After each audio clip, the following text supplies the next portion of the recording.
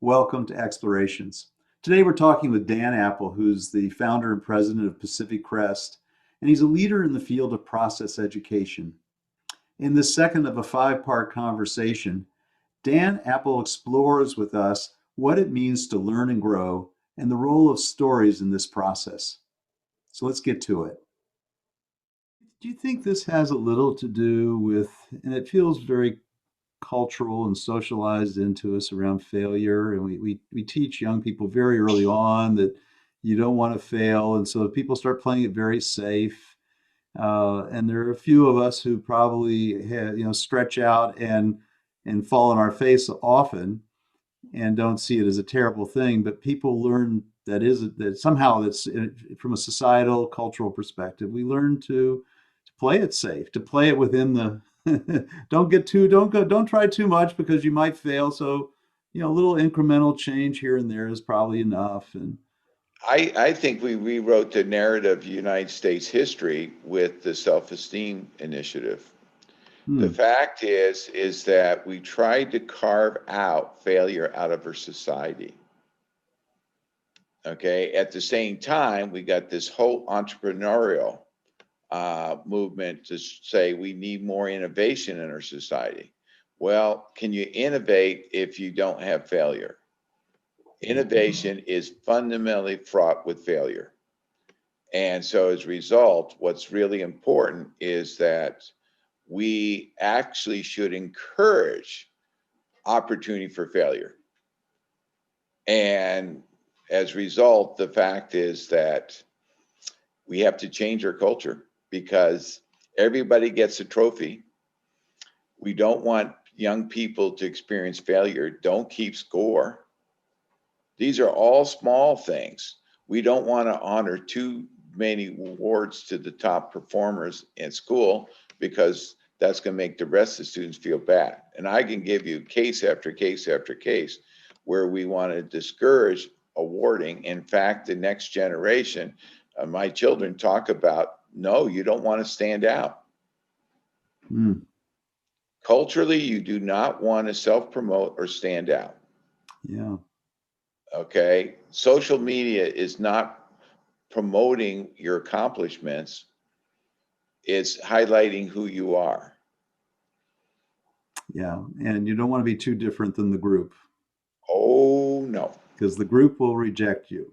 And and then you're all alone. Well, individuality and entrepreneurial is your own center of excellence.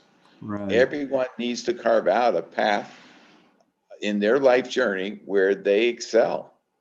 And the uniqueness is based upon what they value and desire out of life. They actually have to carve their own story. Sure. And you can't carve a group story. You can carve a family story, but it's really hard to carve a group story. So let me ask you a question. There's a prevalent thinking out there. I think Gallup has done a lot of that work on this around strengths and the notion that, we have certain strengths and we have weaknesses, and we shouldn't even spend any time on our weaknesses. We should just sort of do what we can to ameliorate those and maybe get someone else to do those things and just spend our time on our strengths. But the things you're talking about here are quite different. You have a very different perspective on that. Yeah, if you're in the 50s, that model would work really well because what an organization wants to do is leverage your strengths as an organization. But now, when in fact that you don't have the ability to fill around you to cover for all your weaknesses, it used to be a good administrative assistant actually fills in the gaps of all the things you don't do well. Okay. And right now is most people don't have the luxury to hire a $75,000 administrative assistant until you can justify the need of the $75,000, but you need to get there in order to justify it.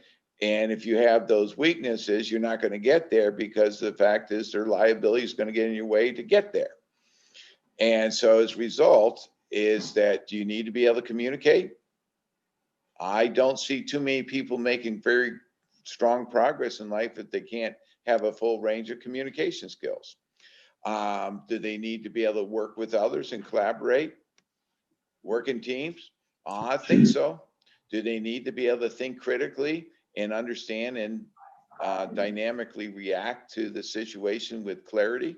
I think so. Do they need to be good information processors to understand exactly the role of information in this life and not get overwhelmed with information that most people do now? Do they need to be able to solve problems, work through problems, or they're going to hire someone to do their problem solving for? I don't think people can afford that. Do they need to be good at creative enterprise, whether they're designing something new or coming up with a new process or a new system, or they're doing new research? I think that's where we value, and that's where you produce a great level of value. Now, on the social skills, do you need to be able to relate culturally with others? Do you need to be able to go ahead and manage people? Most people, if they're going to elevate their role in life, they're going to start leveraging and helping other people succeed. And as soon as you do that, you got people you have to manage. And then leadership, which almost every organization and every college wants to promote, is that's where you really start leveraging what your capabilities of creating your own story.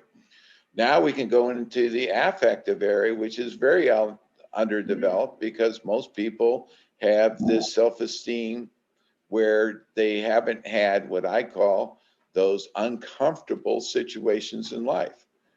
I call it the uncomfortable zone, where you set the bar higher than your current capabilities. And are you going to be uncomfortable because you can't shine, because you no longer have the capabilities to meet the expectation? And your only choice there is to grow your affective skills, handle that situation, grow your capability, and meet those expectations. That's where you grow. But you grow when you're uncomfortable. And most people like being real comfortable. Yeah. And my whole view is I'm trying to promote one simple concept. If you get comfortable, you should be feeling very uncomfortable Hmm. because And you are stuck in life. yeah, and most of us aren't even cognizant of it, I think. And No, yeah, it's the mother's womb is very comfortable. And right. we still have people stuck in the mom's womb. Hey, Or living at home with mom and well, dad. how many people love the idea of staying home with the parents because the parents have this nice cushion around them? Sure. Okay, is that the way to live life?